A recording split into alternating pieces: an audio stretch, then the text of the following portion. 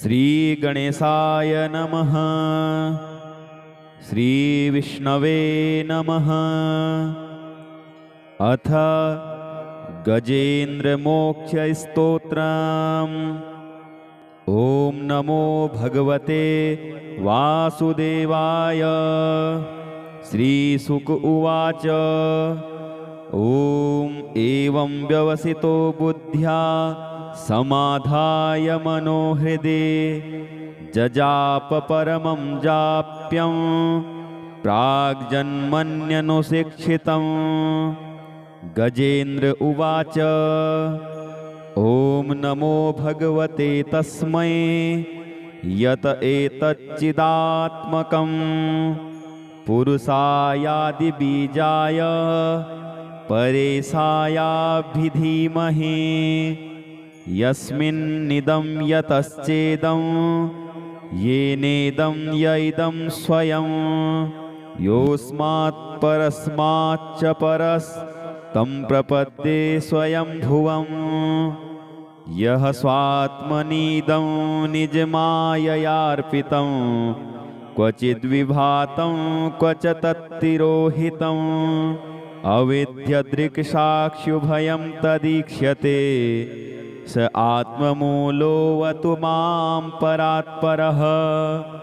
कालेन पञ्चत्वमितेषु कृष्णसो लोकेषु पालेषु च सर्वहेतुषु।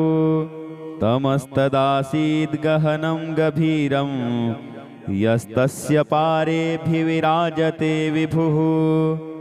न यस्य देवा ऋषयः पदं विदुः जन्तुः पुनः कोऽर्हति गन्तुमीरितुम्।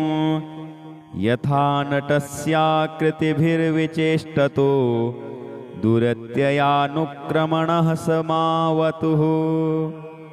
दिदृक्षवो यस्य पदं सुमङ्गलः विमुक्तसङ्गामुनयः सुसाधवः। चरन्त्यलोकवृतमब्रवणं वने भूतात्मभूताः सुहृदः समे गतिः। न विद्यते यस्य च जन्म कर्म वा न नामरूपे गुणदोष एव वा।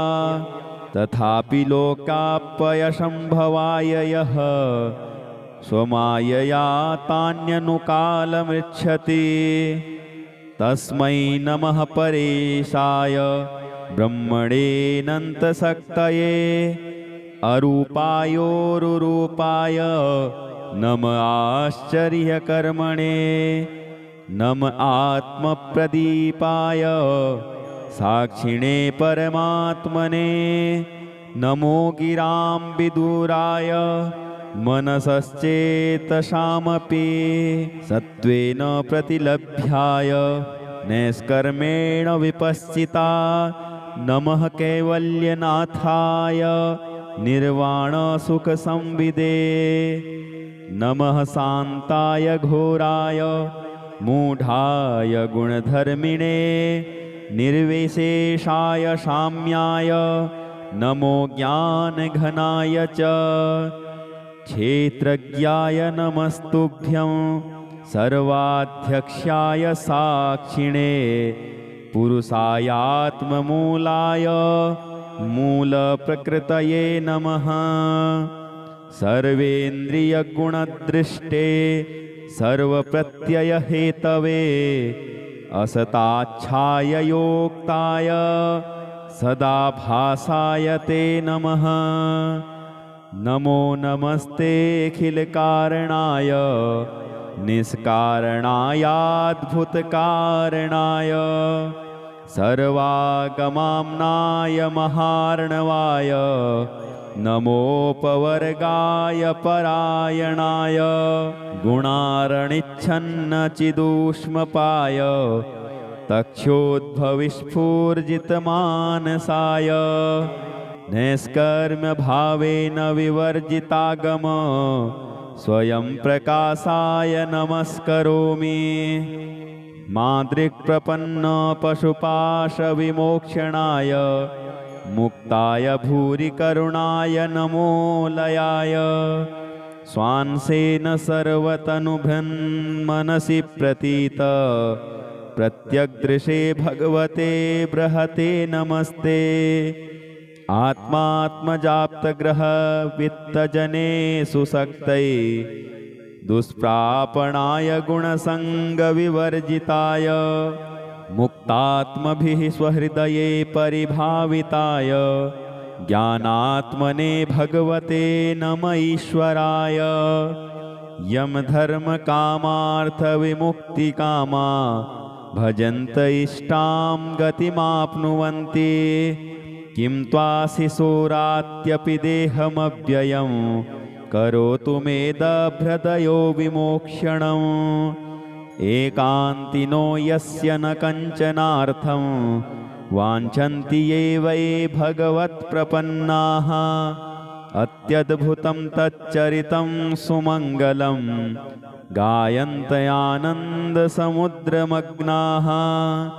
तमक्षरं ब्रह्म परं परेशम् अव्यक्तमाध्यात्मिकयोगगम्यम्। अतीन्द्रियं सूक्ष्ममिवातिदूरम् अनन्तमाद्यं परिपूर्णमीडे। यस्य ब्रह्मादयो देवा वेदालोकाश्चराचराः नामरूपविभेदेन फलग्व्याचकलया कृताः। यथार्चिसोऽग्ने सवितुर्गभस्तयो निर्यान्ति संयान्त्यसकृत्स्वरोचिषः। तथा यतोऽयं गुणसम्प्रवाहो बुद्धिर्मनः खानि शरीरसर्गाः। स वै न देवासुरमर्त्यतिर्यं न स्त्री न षण्डो न पुमान् न जन्तुः। नायं गुणः कर्म न सन्न चासन् निषेधशेषो जयतादशेषः। जिजीविषेनाहमिहामुया किम् अन्तर्बहिश्चावृतये भयोन्या। इच्छामि कालेन न यस्य विप्लव तस्यात्मलोकावरणस्य मोक्ष्यम्। सोऽहं विश्वसृजं विश्वम् अविश्वं विश्ववेदशं विश्वात्मानमजं ब्रह्म प्रणतोऽस्मि परं पदम्। योगरन्धितकर्माणो हृदि योगविभावते योगिनो यं प्रपश्यन्ति योगेशं तं नतोऽस्म्यहम्। नमो नमस्तुभ्यमसह्यवेग शक्तित्रयायाखिलधिगुणाय प्रपन्नपालाय दुरन्तशक्तये कदिन्द्रियाणामनवाप्यवर्त्मने। नायं वेद स्वमात्मानं यच्छक्त्या हन्धिया हतं तं दुरत्ययमाहात्म्यं भगवन्तमितोऽस्म्यहम्। श्रीशुक उवाच एवं गजेन्द्रमुपवर्णितनिर्विशेषं ब्रह्मादयो विविधलिङ्गविदाभिमानाः नैते यतोपसश्रिपुर्निखिलात्मकत्वात् तन्नाखिलामरमयो हरिराविरासीत्। तं तद्वदात्ममुपलभ्य जगन्निवासः स्तोत्रं निशम्य निविजैः सहसस्तुवद्भिः। छन्दोमयेन गरुणेन समुह्यमान चक्रायुधोऽभ्यगमदाशु यतो गजेन्द्रः। सोऽन्तः सरश्रुबलेन गृहीतयार्तो दृष्ट्वा गरुत्मतिहरिं खौपात्यचक्रम्। उक्षिप्य साम्बुजकरं गिरमाह कृच्छा नारायणाखिलगुरो भगवन्नमस्ते। तं वीक्ष्य पीडितमजः सहसावतीर्य सग्राहमाशु सरसः कृपयोज्जहार। ग्राहाद्विपाटितमुखादरिणा गजेन्द्रं सम्पश्यतां हरिरमुमुचदुच्छ्रियाणाम्। सम्पश्यतां हरिरमुमुचदुच्छ्रियाणाम्। ॐ नमो भगवते वासुदेवाय। श्रीशुक उवाच ॐ एवं व्यवसितो बुद्ध्या समाधाय मनोहृदे जजाप परमं जाप्यं प्राग्जन्मन्यनुशिक्षितं। गजेन्द्र उवाच ॐ नमो भगवते तस्मै यत एतच्चिदात्मकं पुरुषायादिबीजाय परेशायाभिधीमहि। यस्मिन्निदं यतश्चेदं येनेदं य इदं स्वयं योऽस्मात् परस्माच्च परस्तं प्रपद्ये स्वयंभुवम्। यः स्वात्मनीदं निजमाययार्पितं क्वचिद्विभातं क्वच तत्तिरोहितं। अविद्यदृक्साक्षिभयं तदीक्ष्यते स आत्ममूलोऽवतु मां परात्परः। कालेन पञ्चत्वमितेषु कृष्णसो लोकेषु पालेषु च सर्वहेतुषु। तमस्तदासीद् गहनं गभीरं यस्तस्य पारेऽभिविराजते विभुः। न यस्य देवा ऋषयः पदं विदुः जन्तुः पुनः कोऽर्हति गन्तुमीरितुं। यथा नटस्याकृतिभिर्विचेष्टतो दुरत्ययानुक्रमणः समावतुः। दिदृक्षवो यस्य पदं सुमङ्गलः विमुक्तसङ्गामुनयः सुसाधवः। चरन्त्यलोकवृतमभ्रमणं वने भूतात्मभूताः सुहृदः समे गतिः। न विद्यते यस्य च जन्म कर्म वा न नामरूपे गुणदोष एव वा। तथापि लोकापयसम्भवाय यः स्वमायया तान्यनुकालमृच्छति। तस्मै नमः परेशाय ब्रह्मणेऽनन्तशक्तये अरूपायोरुरूपाय नम आश्चर्यकर्मणे। नम आत्मप्रदीपाय साक्षिणे परमात्मने। नमो गिरां विदुराय मनसश्चेतसामपि सत्त्वेन प्रतिलभ्याय नैष्कर्मेण विपश्चिता। नमः कैवल्यनाथाय निर्वाणसुखसंविदे। नमः शान्ताय घोराय मूढाय गुणधर्मिणे निर्विशेषाय साम्याय। नमो ज्ञानघनाय च क्षेत्रज्ञाय नमस्तुभ्यं सर्वाध्यक्षाय साक्षिणे। पुरुषायात्ममूलाय मूलप्रकृतये नमः। सर्वेन्द्रियगुणदृष्टे सर्वप्रत्ययहेतवे असताच्छाय योक्ताय सदा भासाय ते नमः। नमो नमस्तेऽखिलकारणाय निष्कारणायाद्भुतकारणाय सर्वागमाम्नाय महार्णवाय। नमोपवर्गाय परायणाय गुणारणिच्छन्नचिदूष्मपाय तक्षोद्भविस्फूर्जितमानसाय। नैष्कर्म्यभावेन विवर्जितागम स्वयं प्रकाशाय नमस्करोमि।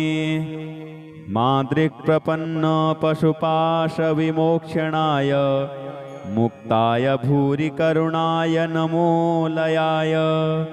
स्वांसेन सर्वतनुभृन्मनसि प्रतीत प्रत्यग्दृशे भगवते बृहते नमस्ते।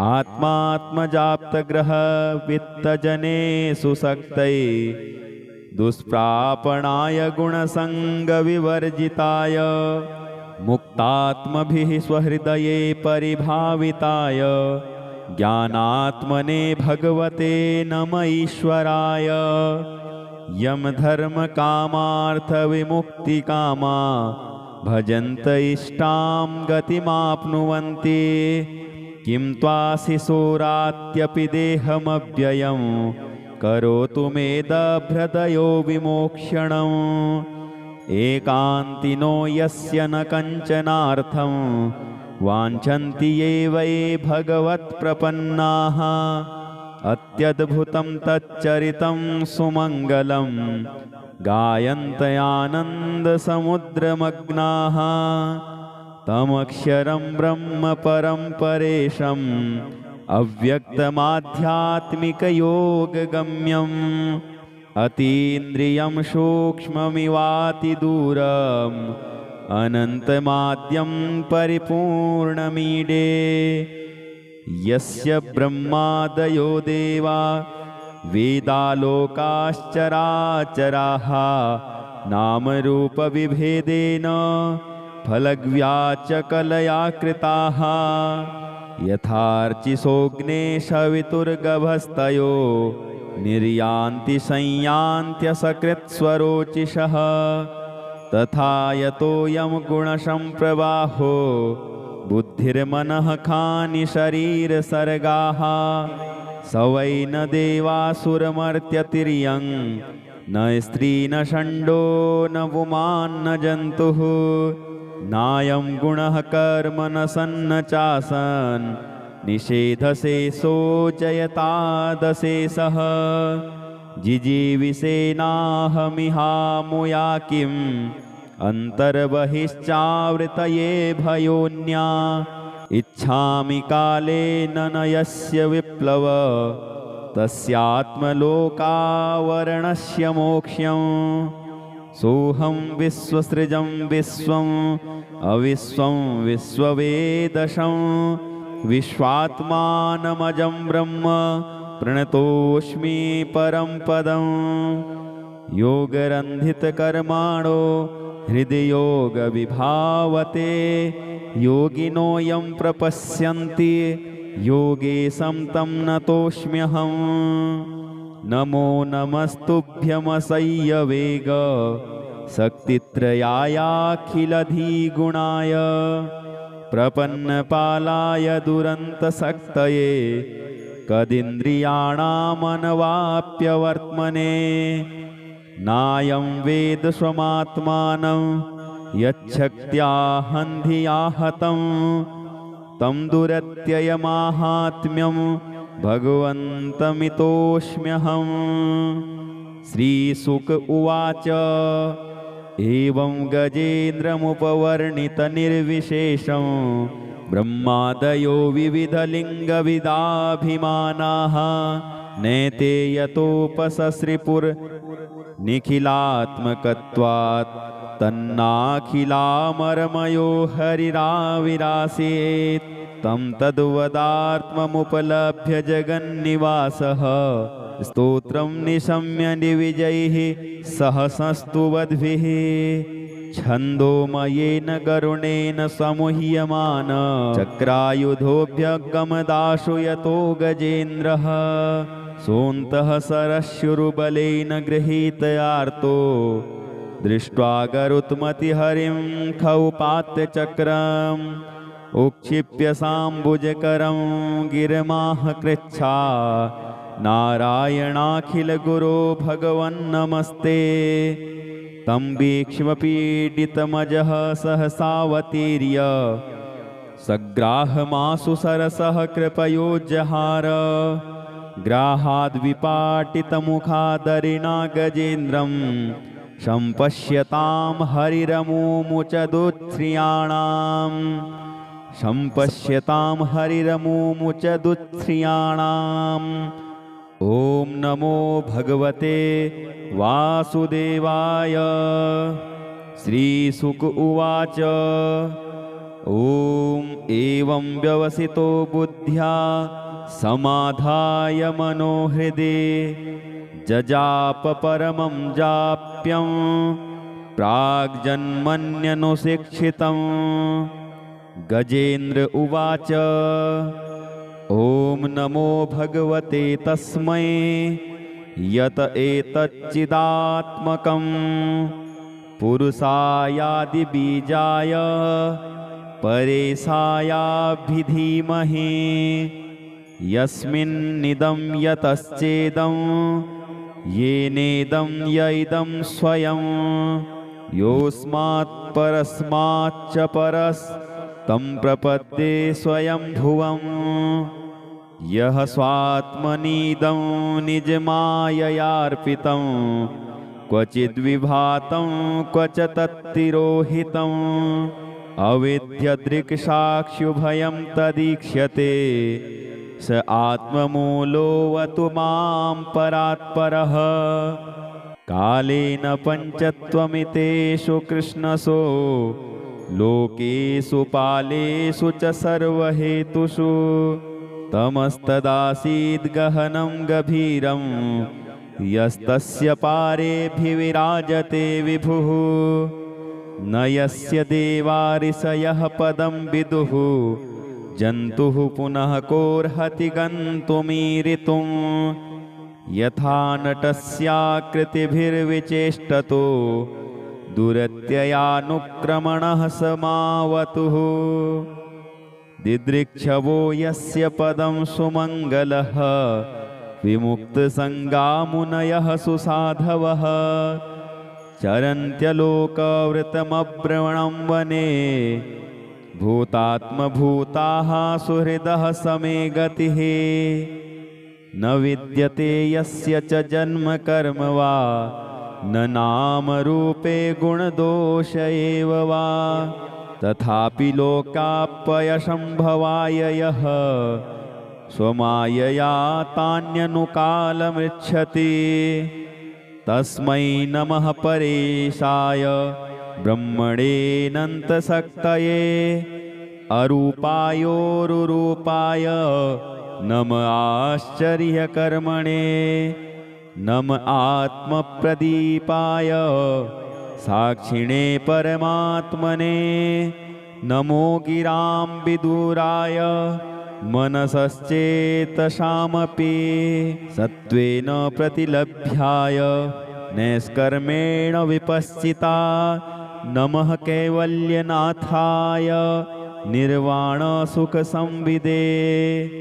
नमः शान्ताय घोराय मूढाय गुणधर्मिणे। निर्विशेषाय साम्याय नमो ज्ञानघनाय च। क्षेत्रज्ञाय नमस्तुभ्यं सर्वाध्यक्षाय साक्षिणे। पुरुषायात्ममूलाय मूलप्रकृतये नमः। सर्वेन्द्रियगुणदृष्टे सर्वप्रत्ययहेतवे असताच्छाय योक्ताय सदा भासाय ते नमः। नमो नमस्तेऽखिलकारणाय निष्कारणायाद्भुतकारणाय सर्वागमाम्नाय महार्णवाय। नमोपवर्गाय परायणाय गुणारणिच्छन्नचिदूष्मपाय तक्षोद्भविस्फूर्जितमानसाय। नैष्कर्म्यभावेन विवर्जितागम स्वयं प्रकाशाय नमस्करोमि। मादृक्प्रपन्न पशुपाशविमोक्षणाय मुक्ताय भूरि करुणाय नमो लयाय। स्वांसेन सर्वतनुभृन्मनसि प्रतीत प्रत्यग्दृशे भगवते बृहते नमस्ते। आत्मात्मजाप्तग्रह वित्तजने सुशक्तये दुष्प्रापणाय गुणसङ्गविवर्जिताय। मुक्तात्मभिः स्वहृदये परिभाविताय ज्ञानात्मने भगवते नम ईश्वराय। यमधर्मकामार्थविमुक्तिकामा भजन्त इष्टां गतिमाप्नुवन्ति। किं त्वाशिशोरात्यपि देहमव्ययं करोतु मेदभ्रदयो विमोक्षणम्। एकान्तिनो यस्य न कञ्चनार्थं वाञ्छन्ति ये वै भगवत्प्रपन्नाः। अत्यद्भुतं तच्चरितं सुमङ्गलं गायन्तयानन्दसमुद्रमग्नाः। तमक्षरं ब्रह्म परं परेशम् अव्यक्तमाध्यात्मिकयोगगम्यम्। अतीन्द्रियं सूक्ष्ममिवातिदूरम् अनन्तमाद्यं परिपूर्णमीडे। यस्य ब्रह्मादयो देवा वेदालोकाश्चराचराः नामरूपविभेदेन फलग्व्याचकलया कृताः। यथार्चिसोऽग्ने सवितुर्गभस्तयो निर्यान्ति संयान्त्यसकृत्स्वरोचिषः। तथा यतोऽयं गुणसम्प्रवाहो बुद्धिर्मनः खानि शरीरसर्गाः।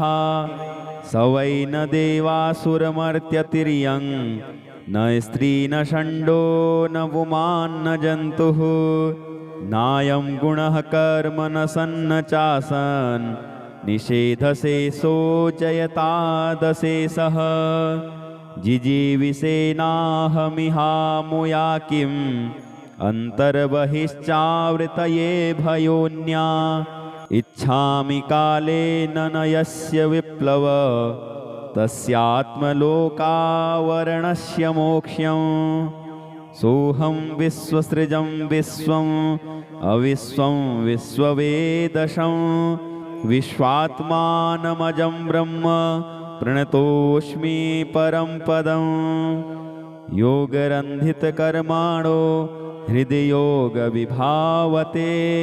योगिनो यं प्रपश्यन्ति योगेशं तं नतोऽस्म्यहम्। नमो नमस्तुभ्यमसह्यवेग शक्तित्रयायाखिलधिगुणाय। प्रपन्नपालाय दुरन्तशक्तये कदिन्द्रियाणामनवाप्यवर्त्मने। नायं वेद स्वमात्मानं यच्छक्त्या हन्धिया हतं। तं दुरत्ययमाहात्म्यं भगवन्तमितोऽस्म्यहम्। श्रीशुक उवाच एवं गजेन्द्रमुपवर्णितनिर्विशेषं ब्रह्मादयो विविधलिङ्गविदाभिमानाः।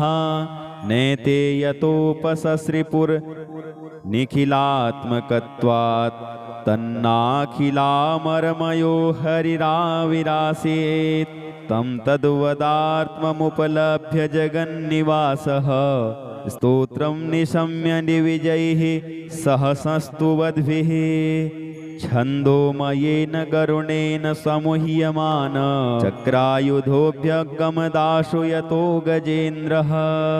सोऽन्तः सरश्रुबलेन गृहीतयार्तो दृष्ट्वा गरुत्मतिहरिं खौपात्यचक्रम्। उक्षिप्य साम्बुजकरं गिरमाह कृच्छा नारायणाखिलगुरो भगवन्नमस्ते। तं वीक्ष्मपीडितमजः सहसावतीर्य सग्राहमाशु सरसः कृपयोजहार। ग्राहाद्विपाटितमुखादरिणा गजेन्द्रं सम्पश्यतां हरिरमुमुचदुच्छ्रियाणाम्। सम्पश्यतां हरिरमुमुचदुच्छ्रियाणाम्। ॐ नमो भगवते वासुदेवाय। श्रीशुक उवाच ॐ एवं व्यवसितो बुद्ध्या समाधाय मनोहृदे जजाप परमं जाप्यं प्राग्जन्मन्यनुशिक्षितं। गजेन्द्र उवाच ॐ नमो भगवते तस्मै यत एतच्चिदात्मकं पुरुषायादिबीजाय परेशायाभिधीमहे यस्मिन्निदं यतश्चेदं येनेदं य इदं स्वयं योऽस्मात् परस्माच्च परस्तं प्रपद्ये स्वयंभुवम् यः स्वात्मनीदं निजमाययार्पितं क्वचिद्विभातं क्वच तत्तिरोहितम् अविद्यदृक्साक्षुभयं तदीक्ष्यते स आत्ममूलोऽवतु मां परात्परः कालेन पञ्चत्वमितेषु कृष्णसो लोकेषु पालेषु च सर्वहेतुषु तमस्तदासीद् गहनं गभीरं यस्तस्य पारेऽभिविराजते विभुः न यस्य देवा ऋषयः पदं विदुः जन्तुः पुनः कोऽर्हति गन्तुमीरितुं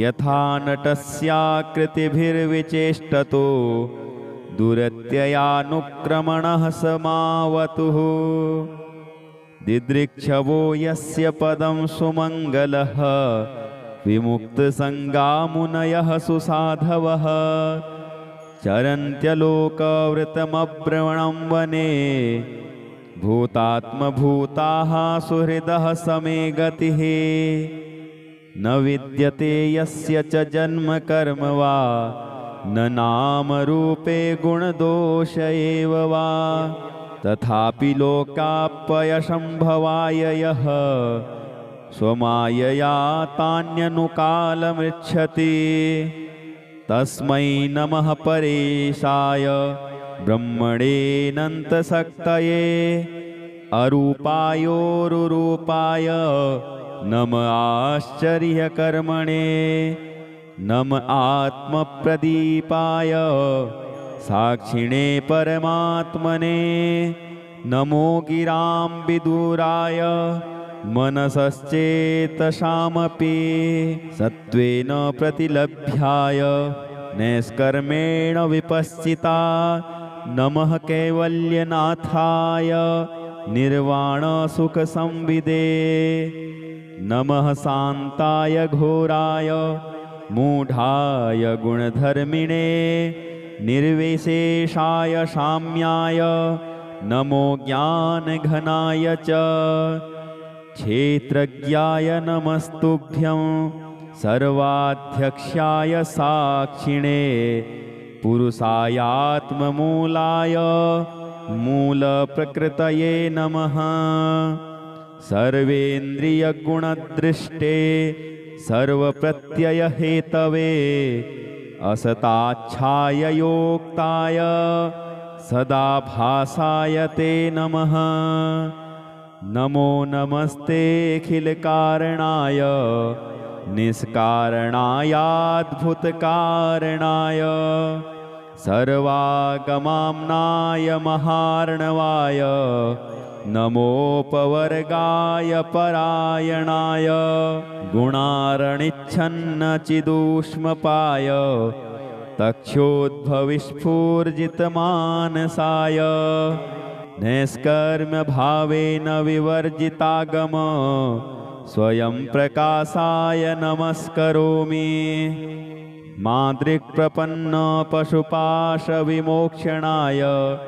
मुक्ताय भूरि करुणाय नमो लयाय स्वांसेन सर्वतनुभन्मनसि प्रतीत प्रत्यग्दृशे भगवते बृहते नमस्ते आत्मात्मजाप्तग्रह वित्तजने सुशक्तये दुष्प्रापणाय गुणसङ्गविवर्जिताय मुक्तात्मभिः स्वहृदये परिभाविताय ज्ञानात्मने भगवते नम ईश्वराय यमधर्मकामार्थविमुक्तिकामा भजन्त इष्टां गतिमाप्नुवन्ति किं त्वाशिशोरात्यपि देहमव्ययं करोतु मेदभ्रदयो विमोक्षणं एकान्तिनो यस्य न कञ्चनार्थं वाञ्छन्ति ये वै भगवत्प्रपन्नाः अत्यद्भुतं तच्चरितं सुमङ्गलं गायन्तयानन्दसमुद्रमग्नाः तमक्षरं ब्रह्म परं परेशम् अव्यक्तमाध्यात्मिकयोगगम्यम् अतीन्द्रियं सूक्ष्ममिवातिदूरम् अनन्तमाद्यं परिपूर्णमीडे यस्य ब्रह्मादयो देवा वेदालोकाश्चराचराः नामरूपविभेदेन फलग्व्याचकलया कृताः यथार्चिसोऽग्ने सवितुर्गभस्तयो निर्यान्ति संयान्त्यसकृत्स्वरोचिषः तथा यतोऽयं गुणसम्प्रवाहो बुद्धिर्मनः खानि शरीरसर्गाः स वै न देवासुरमर्त्यतिर्यं न स्त्री न षण्डो न पुमान्न जन्तुः नायं गुणः कर्म न सन्न चासन् निषेधशेषो जयतादशेषः जिजीविषेनाहमिहामुया किम् अन्तर्बहिश्चावृतये भयोन्या इच्छामि कालेन न यस्य विप्लव तस्यात्मलोकावरणस्य मोक्ष्यम् सोऽहं विश्वसृजं विश्वम् अविश्वं विश्ववेदशं विश्वात्मानमजं ब्रह्म प्रणतोऽस्मि परं पदम् योगरन्धितकर्माणो हृदयोगविभावते योगिनो यं प्रपश्यन्ति योगेशं तं नतोऽस्म्यहम् नमो नमस्तुभ्यमसह्यवेग शक्तित्रयायाखिलधिगुणाय प्रपन्नपालाय दुरन्तशक्तये कदिन्द्रियाणामनवाप्यवर्त्मने नायं वेद स्वमात्मानं यच्छक्त्या हन्धिया हतं तं दुरत्ययमाहात्म्यं भगवन्तमितोऽस्म्यहम् श्रीशुक उवाच एवं गजेन्द्रमुपवर्णितनिर्विशेषं ब्रह्मादयो विविधलिङ्गविदाभिमानाः नैते यतोपसश्रिपुर्निखिलात्मकत्वात् तन्नाखिलामरमयो हरिराविरासीत् तं तद्वदात्ममुपलभ्य जगन्निवासः स्तोत्रं निशम्य निविजैः सहसस्तुवद्भिः छन्दोमयेन गरुणेन समुह्यमान चक्रायुधोऽभ्यगमदाशु यतो गजेन्द्रः सोऽन्तः सरश्रुबलेन गृहीतयार्तो दृष्ट्वा गरुत्मतिहरिं खौपात्यचक्रम् उक्षिप्य साम्बुजकरं गिरमाह कृच्छा नारायणाखिलगुरो भगवन्नमस्ते तं वीक्ष्य पीडितमजः सहसावतीर्य सग्राहमासु सरसः कृपयोज्जहार ग्राहाद्विपाटितमुखादरिणा गजेन्द्रं सम्पश्यतां हरिरमुमुचदुच्छ्रियाणाम्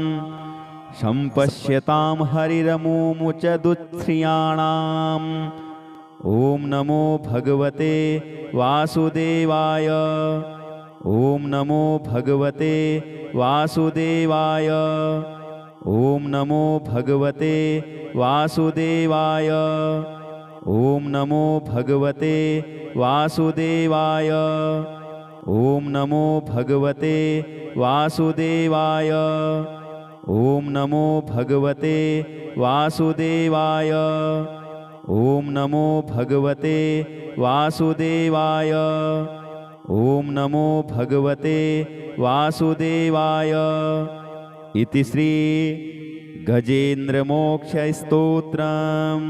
ॐ